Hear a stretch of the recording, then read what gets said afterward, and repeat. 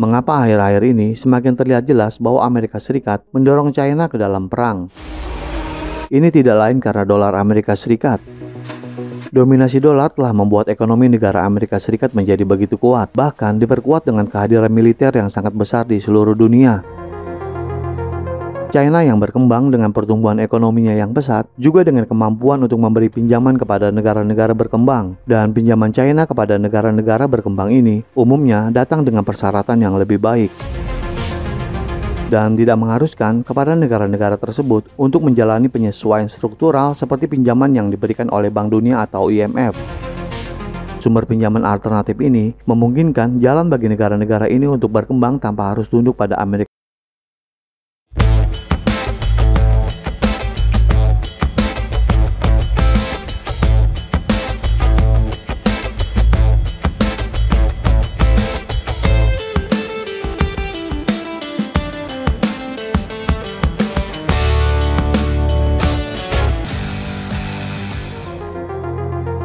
Terlebih dahulu, kita akan membahas sedikit tentang sejarah mengapa dolar Amerika Serikat menjadi begitu kuat di dunia. Pasca Perang Dunia Kedua, Amerika Serikat menguasai sekitar setengah dari kapasitas produksi dunia.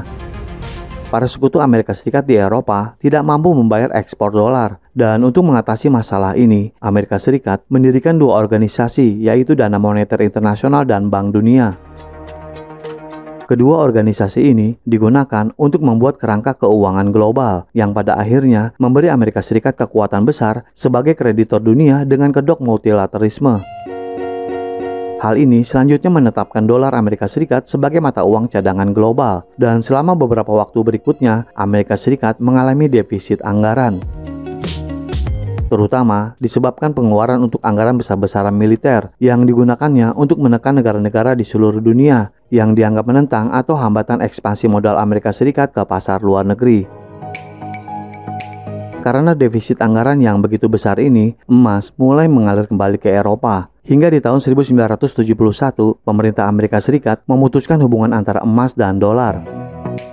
Dan di waktu yang hampir bersamaan, Amerika Serikat meminta Arab Saudi dan negara-negara OPEC lainnya menetapkan penjualan minyak mereka dalam dolar dengan imbalan jaminan keamanan dan militer. Dan ini semakin memantapkan posisi dolar sebagai mata uang dominan dunia.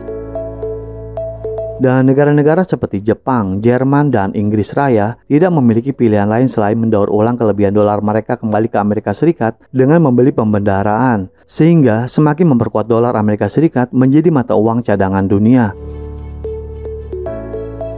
Daur ulang dolar ini memungkinkan Federal Reserve untuk mempertahankan suku bunga tetap rendah dengan memberi insentif kepada investor Amerika Serikat untuk meminjam lebih banyak dengan tujuan memberi pinjaman ke negara-negara berkembang yang sangat membutuhkan modal sambil memanfaatkan posisi dekat monopoli mereka dalam kredit.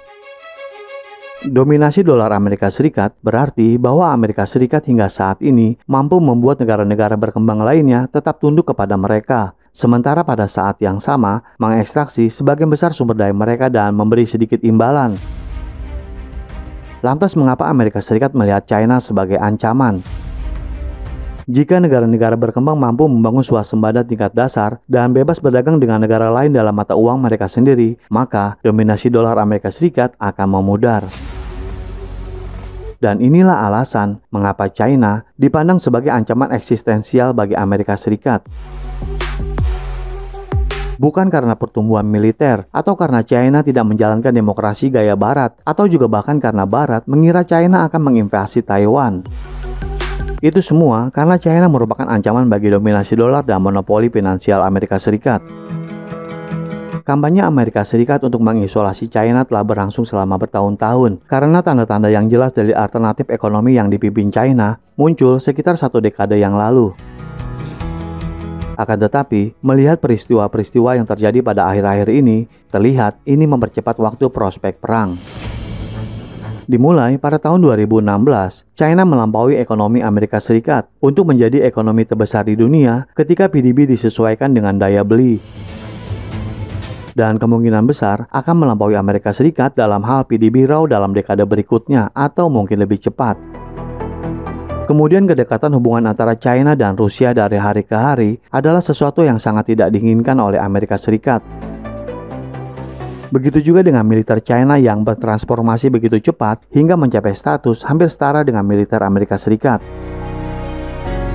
Mempertimbangkan keuntungan defensif yang sangat besar yang dimiliki China dalam kesiapan menangkis serangan dari Amerika Serikat, ini telah memaksa Amerika Serikat memperluas armada angkatan laut mereka di seluruh Samudra Pasifik. BRICS, SCO, dan BRI, organisasi dan inisiatif yang kesemuanya tentang industrialisasi dan investasi infrastruktur dengan cepat, menandakan daya tarik di antara negara-negara berkembang, terutama yang berkaitan dengan Amerika Serikat adalah organisasi BRICS, yang terdiri dari Brazil, Rusia, India, China, dan Afrika Selatan. Dan aliansi ini menyumbang 30% dari PDB dunia. Dan dalam ekspansinya, ada banyak negara yang berniat untuk bergabung dengan BRICS. Aliansi BRICS juga telah mendirikan NDB, yaitu bank pembangunan baru yang secara resmi diluncurkan pada tahun 2015 dan berkantor pusat di Shanghai. Dengan tujuan untuk menyediakan pembiayaan dan sumber daya untuk proyek infrastruktur dan pembangunan di negara-negara anggota BRICS atau juga negara berkembang lainnya, yang menawarkan alternatif selain IMF dan Bank Dunia, dan dalam beberapa waktu belakangan ini telah menjadi satu-satunya pilihan yang layak. Setiap anggota pendiri BRICS memiliki saham yang sama dan hak suara yang sama di NDB, dan ini tentu saja sangat kontras dengan IMF dan Bank Dunia, yang kerap dikritik karena secara tidak proporsional mendukung negara-negara maju, terutama Amerika Serikat, dan memberi pengaruh yang signifikan atas kebijakan dan pengambilan keputusan. Memiliki dolar Amerika Serikat sebagai mata uang cadangan dunia telah memberi Amerika Serikat banyak keunggulan dibandingkan negara lain, menggunakan dolar sebagai senjata untuk memberlakukan sanksi dolar terhadap Iran, Venezuela, Suriah, dan lainnya. Amerika Serikat telah membawa senjata dolar ke tingkat baru sejak dimulainya konflik Rusia-Ukraina di tahun 2022. Ketika Amerika Serikat secara ilegal memberlakukan cadangan devisa Rusia yang disimpan di bank-bank Amerika Serikat, secara ilegal membekukan cadangan devisa Rusia yang disimpan di bank-bank Amerika Serikat, ini merupakan tindakan yang terlalu jauh oleh Amerika Serikat, yang tidak hanya mengabaikan hukum dan norma internasional secara terang-terangan. Karena aset berdaulat seharusnya kebal oleh penyitaan atau campur tangan negara lain, dan tindakan sepihak oleh Amerika Serikat telah merusak kepercayaan dan stabilitas dolar Amerika Serikat sebagai mata uang cadangan dunia. Hal ini tentu telah menjadi peringatan bagi banyak negara yang sekarang dengan cepat menilai holding dolar mereka dan mencari alternatif lain selain dolar. Dalam beberapa tahun terakhir, kita juga telah melihat peningkatan yuan China dalam perdagangan global. Sebagai bagian dari inisiatif Sabuk dan Jalan, China juga telah menandatangani perjanjian pertukaran mata uang bilateral dengan 22 negara dan membentuk pengaturan clearing RMB di 8 negara. Penyelesaian dalam RMB Tiongkok telah meningkat 2 kali lipat dan kini menjadi terbesar keempat, terhitung 3,2% dari penyelesaian di seluruh dunia. Meskipun jumlah ini masih relatif kecil dibandingkan dengan penggunaan jumlah penyelesaian dolar, akan tetapi yuan telah tumbuh dengan cepat dalam perdagangan internasional. China kini melakukan lebih banyak perdagangan dengan Rusia dan sebagian besar dari perdagangan itu akan diselesaikan dengan yuan China. China juga tengah bernegosiasi dengan Arab Saudi sehubungan dengan melawan monopoli petrodolar dan menyesuaikan beberapa kontrak minyak mereka dalam RMB. Dan kabar perihal, negara-negara BRICS sedang berupaya menciptakan mata uang cadangan baru berdasarkan mata uang mereka sendiri sebagai cara untuk mengurangi ketergantungan mereka pada dolar. Vladimir Putin telah mengumumkan rencana tersebut pada KTT BRICS ke-14 di tahun 2022. Negara-negara BRICS siap bermitra dengan adil dalam mengembangkan mata uang cadangan global baru, sekaligus berupaya membangun infrastruktur keuangan bersama. Jadi, jika BRICS benar-benar meluncurkan mata uang baru ini, dan semakin banyaknya negara yang bergabung ke dalam BRICS, maka ini akan menjadi tantangan serius bagi dolar Amerika Serikat. Dengan BRICS Plus yang diperluas, ini akan mewakili sebagian besar baik perdagangan dunia dan memungkinkan semua perdagangan ini akan dilakukan dengan mata uang baru ini. China telah lama mengetahui rencana Amerika Serikat untuk mengisolasi mereka, dan akibatnya pemerintah China mencoba memisahkan diri dari ekonomi Amerika Serikat untuk beberapa waktu terakhir. Ketegangan ini telah meningkat sejak perang tarif, dan sanksi-sanksi Amerika Serikat dimulai di bawah pemerintahan Trump. Dan sebagai akibatnya, kepemilikan China atas sekuritas Treasury Amerika Serikat telah mulai menurun pada tingkat yang lebih cepat sejak sekitar Juni tahun 2021.